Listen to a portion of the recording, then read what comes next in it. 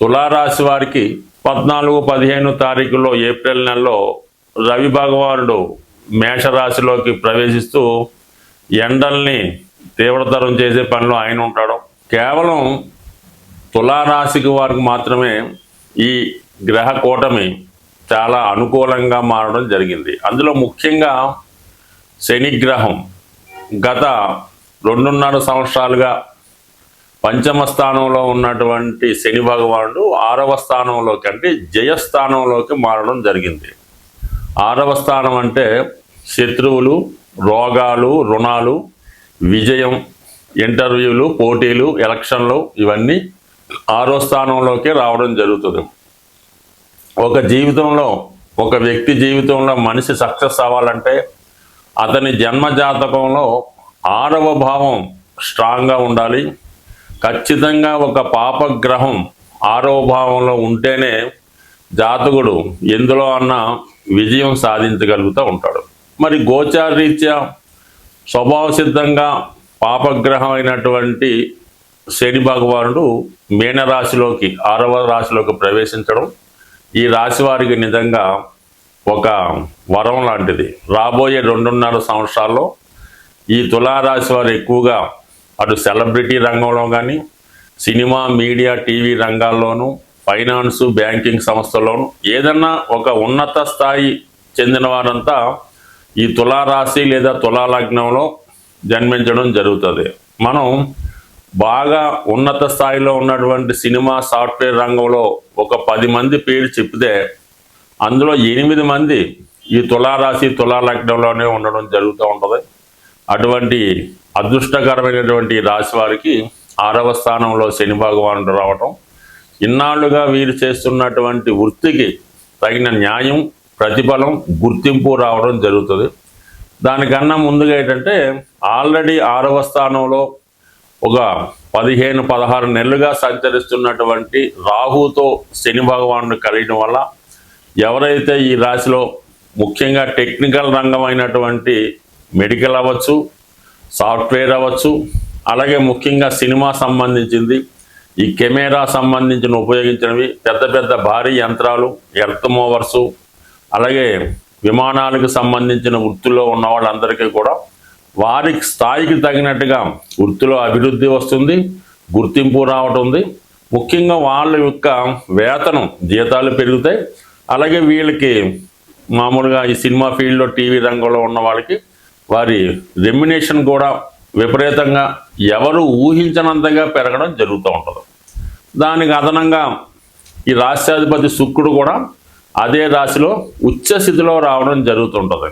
ఎప్పుడైనా ఎవరి జాతకంలో అయినా మరి రాష్ట్రాధిపతి, లగ్నాధిపతి ఎంత బలంగా ఉంటే జాతకుడు తన యొక్క ఫలితాన్ని అంత గొప్పగా పొందడం జరుగుతూ ఉంటుంది. అదే శుక్రుడు వ్యయంలో, నీచలో ఉంటే ఎంత గొప్ప స్థాయిలో ఉన్నా అది బలహీనం అవుతూ ఉంటుంది.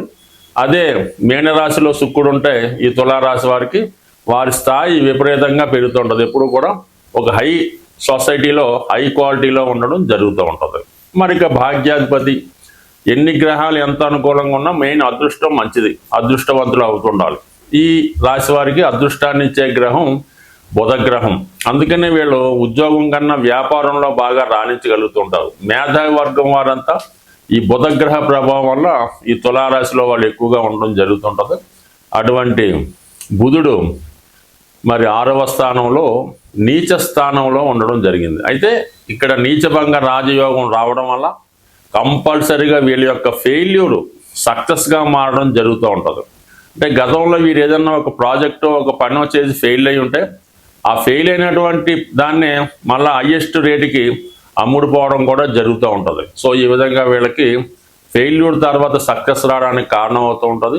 ఇంకా ముఖ్యంగా రవి భగవానుడు 6వ స్థానంలో ఉండడం వలన కోర్టులో, న్యాయస్థానంలో, ప్రభుత్వ కార్యాలయాల్లో మీకు విజయం లభిస్తుంది. ఎవరైతే గవర్నమెంట్ సర్వీస్లో, సివిల్స్ లాంటి ఉన్నత స్థాయి పరీక్షలకు ప్రిపేర్ అవుతున్నారో వాళ్ళకు కూడా ఈ గ్రహస్థితి చాలా వరకు అనుకూలించే అవకాశం ఉంది. ఏది ఏమైనా గత 5 సంవత్సరాలుగా మీరు దేనికైతే ప్రిపేర్ అవుతూ, దేనికైతే ప్రయత్నం చేస్తూ తిరిగి ఫెయిల్ అవుతూ ఉన్నారో అటువంటి వారికి ఈ గ్రహస్థితి ఖచ్చితమైనటువంటి సక్సెస్ ఇవ్వడం జరుగుతుంది. కాబట్టి ప్రయత్నం వదలకుండా మానకుండా మీ ప్రయత్నం మీరు చేయండి. కంపల్సరిగా ఈ ఉగాది తర్వాత మీ మొత్తం జీవితం మారబోతుంది, విజయం వైపు పరిగెట్టబోతుంది. స్వస్తి. ఎటువంటి గ్రహస్థితి అయినా, ఎటువంటి దోషాలు జాతకంలో ఉన్నా దాన్ని వ్యక్తిగతంగా ఎవరికి వారు చేసుకున్నటువంటి పరిహారాల వల్ల మాత్రమే ఆ దోషాలు నివృత్తి అయి జాతకుడు అభివృద్ధి వైపు వెళ్ళే అవకాశం ఉంటుంది. ఏదైనా గ్రహాలు సహకరించాలంటే గ్రహరాజైనటువంటి సూర్య భగవానుణ్ణి ప్రతినిత్యం పూజించడం వల్ల, ఆదివారం నియమంగా ఉండడం వల్ల, ఆదిత్య ఉదయం చదవడం వల్ల, కంపల్సరీ ఏదైనా గాయత్రి మంత్రం ఉన్న వాళ్ళు చేసుకోవచ్చు. సాంప్రదాయంగా రవి భగవాన్ని పూజిస్తేనే మిగతా గ్రహాలు సహకరిస్తాయి. ఇప్పుడు ఈ 6 గ్రహాల్లో ఒక సూర్యుడు, చంద్రుడు ఒక వర్గానికి చెందిన వారు 15 రోజుల్లోనే ఈ కూటమి నుంచి బయటికి రావడం జరుగుతుంది. ఇక అక్కడ ఏర్పడినటువంటి ఈ 4 గ్రహాలు కూడా ఒకే వర్గానికి, అంటే శని వర్గానికి చెందినవి. రాహువు, అలాగే శని, బుధ, శుక్ర, ఈ 4 కూడా శని వర్గ రాశులుగా చెప్పడం జరుగుతుంది. కొంతమంది రాక్షస వర్గం అని అంటారు. ఏదైనా మెటీరియలిస్టిక్ జీవితంలో మానవుడు సుఖపడాలి, అన్ని సౌకర్యాలు పొందాలంటే ఈ 4 గ్రహాలే ప్రధానం. అదృష్టవశాత్తు ఈ 4 గ్రహాలు ఒకే వర్గానికి చెందడం వల్ల మీరు కంపల్సరీగా శని భగవానుని అనుగ్రహం కోసం శివుణ్ణి ఆరాధించడం వల్ల, రాహు యొక్క ప్రభావం కొరకు అమ్మవారిని పూజించడం వల్ల, మరి శుక్రుడు యొక్క ఇంపార్టెంట్, శుక్రబలం ఉంటే అన్ని సౌకర్యాలు లభిస్తాయి. కాబట్టి లక్ష్మీ అమ్మవారిని లక్ష్మీ స్తోత్రం ద్వారా, అలాగే చివరిగా బుధుడు చిన్న గ్రహం అయినప్పటికీ కూడా విష్ణుమూర్తిని పూజించడం వల్ల ఈ గ్రహాలు మీకు అనుకూలంగా మారడం జరుగుతుంది. సో అందువలన వ్యక్తిగతంగా వీటన్నిటికీ కూడా ఏకైకంగా సింపుల్గా ఉపయోగపడేది విష్ణు సహస్రనామం. విష్ణు సహస్రనామ పారాయణ వల్ల అటు ఏలినాటి శని, శివుని యొక్క అనుగ్రహం కూడా రావడం జరుగుతూ ఉంటుంది.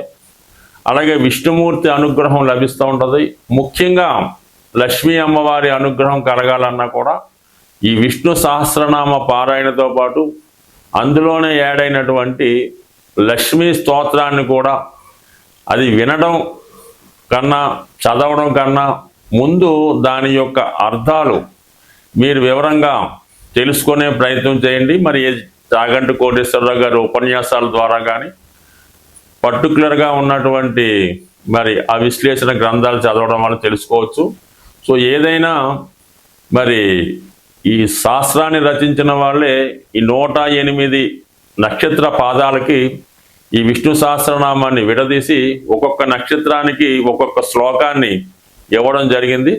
అంత విపరీతమైనటువంటి విష్ణు సహస్రనామం చెప్పే నాలెడ్జ్ అయితే మనకి లేదు. కానీ సింపుల్గా మీరు ఏదైనా గార్గేయ గారి పంచాంగంలో ఏ నక్షత్రం వారు విష్ణు సహస్రనామంలో ఏ శ్లోకాన్ని చదవాలి అన్న విశేషాన్ని వారు కూడా తెలియజేయడం జరిగింది. కాబట్టి మీ నక్షత్రాన్ని అనుసరించి కనీసం ఆ 4 చరణాలన్నా విష్ణు సహస్రనామాన్ని పారాయణ చేస్తూ, లక్ష్మీ స్తోత్రానికి మళ్ళీ దానికి మినహాయింపులు ఉండవు. అది కంప్లీట్గా పూర్తిగా చదివితేనే అన్ని రకాల ఫలితాలు మీకు రావడం జరుగుతాయి తప్ప ఇందులో భక్తి విశ్వాసం అయితే ఏంటంటే మరి మా అబ్బాయి చదవడండి, మా అమ్మాయి చదవదండి, దాని బదులు మేము చదువుతామండి, పనిచేస్తుందంటే మాత్రం ఖచ్చితంగా పనిచేయదు.